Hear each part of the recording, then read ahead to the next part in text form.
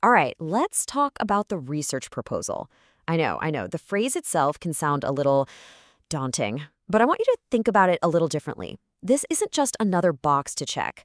A great proposal is your master plan. It's the blueprint that takes that amazing idea swirling around in your head and turns it into something real, something sharp, and something you can actually build. So, here's our game plan for today.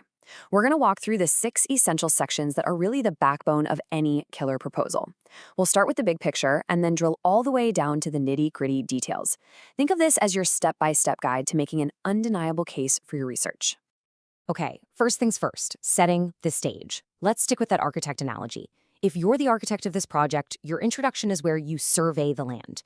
You're laying the foundation and drawing those first broad strokes that everything else will be built upon. This is your big chance to hook the reader and pull them into your world. And you're going to want to start with a really wide-angle lens. The goal here is to paint a clear picture of the general field of study. What's the current state of things? What are the big conversations people are having?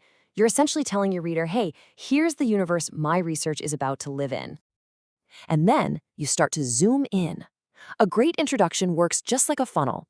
You guide the reader smoothly and logically from that big, broad landscape right down to the very specific, focused problem you're going to tackle. By the time they finish reading this section, there should be absolutely no question what your research is all about.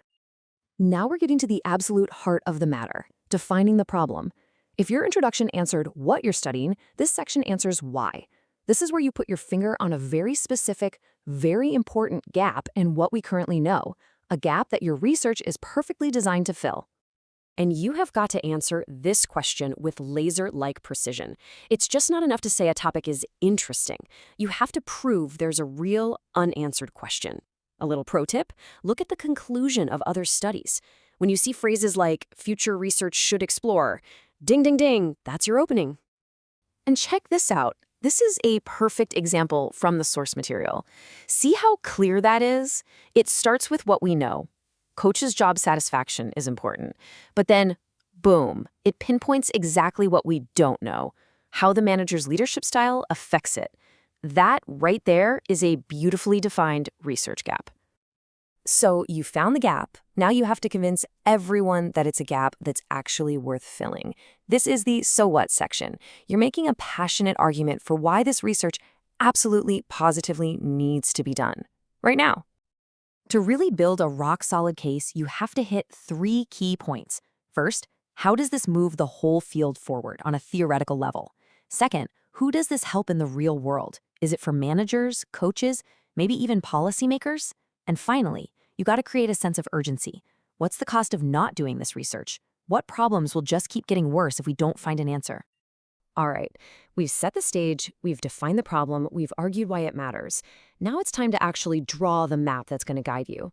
This is where your objectives, your research questions, and your hypotheses come in. They are the turn-by-turn directions for your entire investigation. And this brings you to a really key fork in the road. Are you exploring and describing something new? If so, you'll be using research questions. The what and how questions.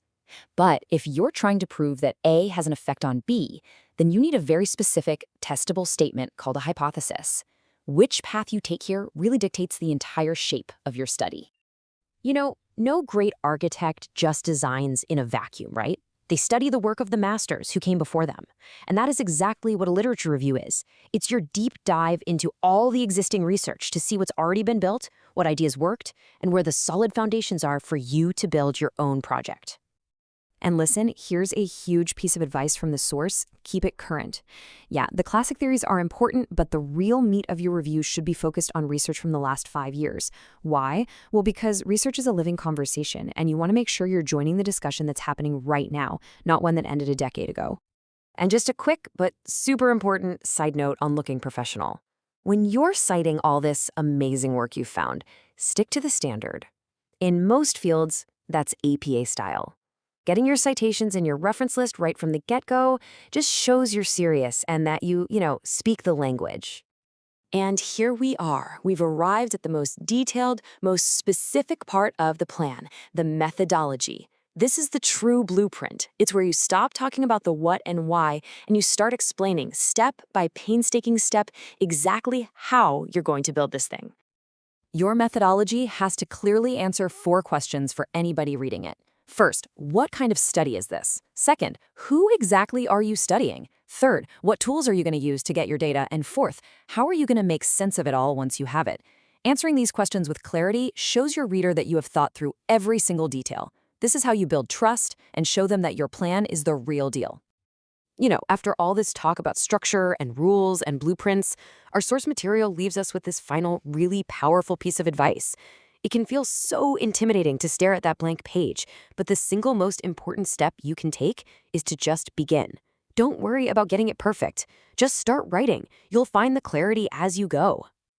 So there you have it, the anatomy of a great research proposal. It's part thinking tool, part action plan, and part persuasive argument, all rolled into one. It's what transforms a fuzzy idea into a real project.